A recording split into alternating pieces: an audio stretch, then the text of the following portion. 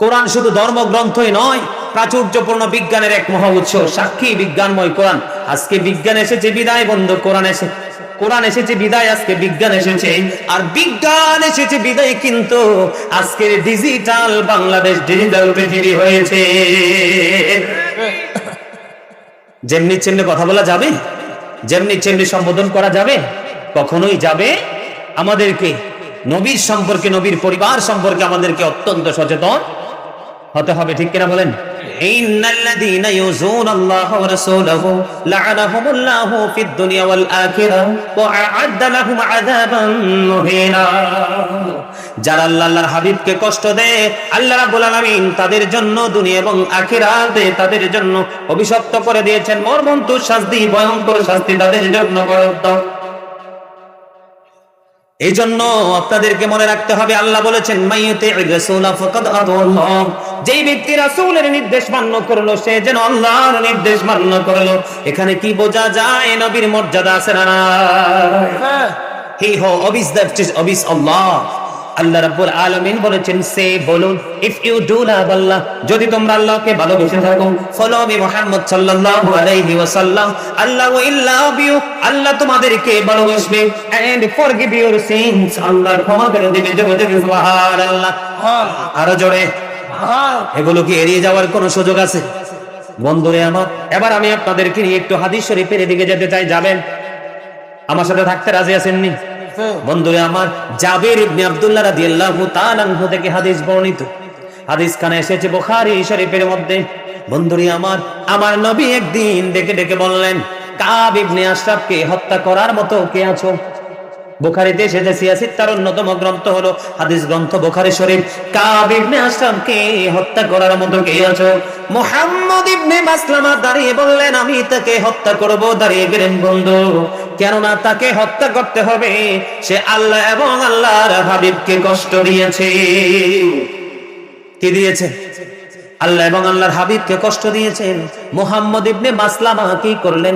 নবীর নির্দেশ অনুযায়ী কাব ইবনে আশরাফকে হত্যা করেছে, আর এই হত্যার খবর আমার নবীর কাছে পৌঁছে দিয়েছে।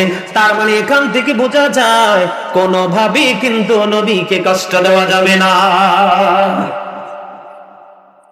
বন্ধুরে আমার, বাররা ইবনে আজিব রাদিয়াল্লাহু তাআলা আনহু থেকে হাদিস বর্ণিত। এই হাদিস কানে এসেছে বুখারী শরীফের মধ্যে। আমার নবী বলেছেন, আবু রাফে নামক এক ইহুদি আছে, তাকে হত্যা করার মতো কে আছো? সে আল্লাহর হাবিবের সম্মানকে কি করতেন? খাটো করতেন, এবং অন্যরাও যেন রাসূলের সম্মানকে খাটো করে ওইটার জন্য তাকে উৎসাহ দিতেন। তার নাম হলো আবু রাফে। আমার নবী বললেন, বন্ধুরে আমার, তাকে হত্যা করতে হবে। তখন বন্ধু আব্দুল্লাহ ইবনে আতিক দাঁড়িয়ে গেলেন। আব্দুল্লাহ ইবনে আতিককে সহ তাকে লিডার বানিয়ে বন্ধু সে হিজাজ ভূমিতে বসবাস করতেন। তখন আব্দুল্লাহ ইবনে আতিক বন্ধু দলের লিডার হয়ে তার সঙ্গীদেরকে নিয়ে চলে গেলেন ওই আবু রাফে নামক ইহুদিকে হত্যা করার জন্য। এবার যাইতে যাইতে যাইতে যাইতে ও বন্ধু হিজাজে উপস্থিত হতে হতে বন্ধু সন্ধ্যা হয়ে গেল। সূর্য তারা তো আপন গন্তব্যে চলে গেল, সন্ধ্যাটা নামেরে দিল, চতুর্দিক বন্ধু অন্ধকার হয়ে গেল। এদিক দিয়ে আবু রাফে কি করলেন? সে তার গন্তব্যে চলে গেলেন। এবার আব্দুল্লাহ ইবনে আতিক, হাদিস শরীফের মধ্যে এসেছে, সন্দেহ থাকলে দেখাইতে পারবো, কারণ অনেকের মধ্যে কনফিউশন জন্ম হতে পারে। এই জন্য সনদ সহ বন্ধু আমি নিয়ে এসেছি মোবাইলে করে, আপনারা চাইলে আপনাদেরকে আমি দেখাতে পারবো, সন্দেহ করার কোনো অবকাশ নাই। বুখারী শরীফের মধ্যে এসেছে, আব্দুল্লাহ ইবনে আতিক কি করলেন? সঙ্গীদেরকে এখানে বসালেন। বসানোর পরে এবার তিনি কি করলেন? এই যে আবু রাফেকে বন্ধু আইডেন্টিফাই করবে তিনি কিভাবে, তিনি টেনশনে পড়ে গেলেন। এবারে বন্ধু কি করেন? ওই যে গেট, যেই গেটে যিনি গন্তব্যের মধ্যে আছে, গেটের দরজা খোলা হলো। দরজা খোলার পরে ভিতরে ঢুকলেন। ঢোকার পরে দেখলেন ঘুমিয়ে আছে গণমানুষের ভিড়ে।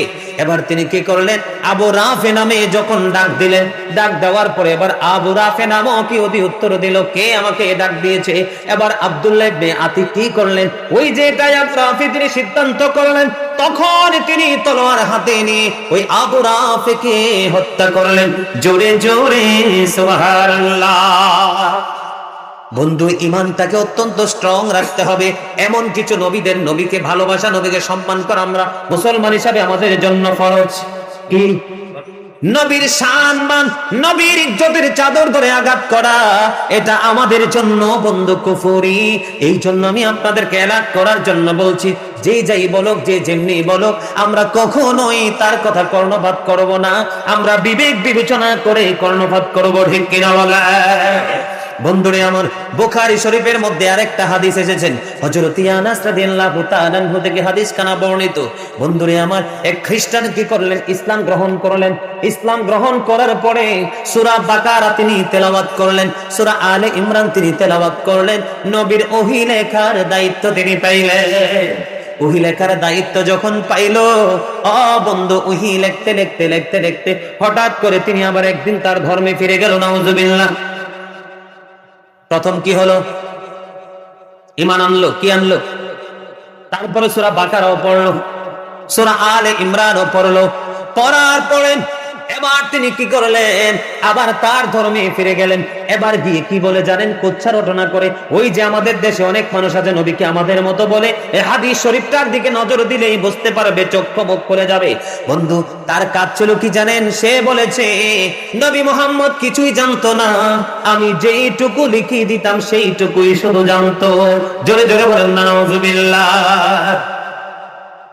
এটা কি বিশ্বাস করার মতো কথা? বলে নবী মুহাম্মদ কি কিছুই অতিরিক্ত কিছুই জানতো না, তার মানে আমি যা লিখি দিতাম তাই জানতো। এটা কখনো শিক্ষিত জ্ঞানী সভ্য জাতি কখনো এটাকে এক সেকেন্ডের জন্য গ্রহণ আমরা কি করব? হ্যাঁ। এবার বন্ধু কি করলেন দেখেন, আমার নবীর কাছ থেকে গিয়ে নবীর ইজ্জতের চাদর ধরে টানাটানি শুরু করলো। কেউ যদিও সৃষ্টির, কেউ যদিও বন্ধ বিচার না করে, আল্লাহর প্রিয় হাবিবুল্লাহকে আল্লাহ মহাব্বত করে আমাদের জন্য পাঠাইলো। আল্লাহ কি সেটা দেখি কি দেখে না? এবার বন্ধু, ওই বন্ধু খ্রিস্টান মারা গেল। এটা কিন্তু বাংলা বই থেকে কালেক্ট করা না, এই হাদিস শরীফ আমার কাছে মোবাইলে আছে, বন্ধু দেখাতে পারবো। আপনারা হয়তো মনে করেন যে কারণ আমার সময় কম, অনেক সময় এমনিতেই হয়ে গেছে। বন্ধুরে আমার, এবার কি করলেন তিনি? মানুষের কাছে যখন বলতে শুরু করলেন, বলতে বলতে একদিন তার মরণ হলো। মৃত্যুবরণ যখন করলো, আপনারা দেখেছেন কিছুদিন আগে রানী দ্বিতীয় এলিজাবেথ যখন মারা গেছে, কত দামি ভিআইপি কফিনে করে তাকে মাটিতে দাফন করা হয়েছে। হয়েছে কি হয়েছে না? তেমনি ভাবে ওই তৎকালীন সময়ে বন্ধু তাকে কি করা হলো? কবরে দাফন করা হলো। দাফন করার পরে মানুষ তো দাফন করে চলে আসলো।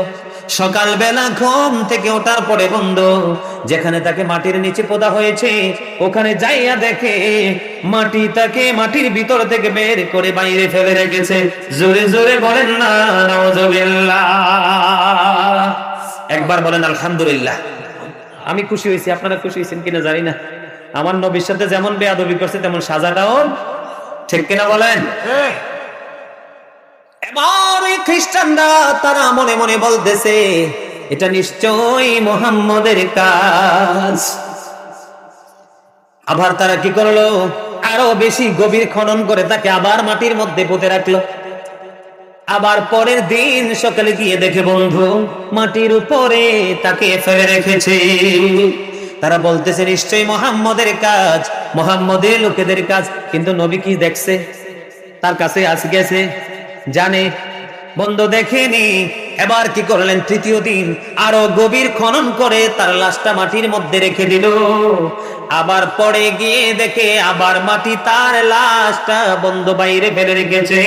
তখন তারা একটু তাদের টনক লড়েছে, না না, এটা কখনোই মুহাম্মদের কাজ হতে পারে না।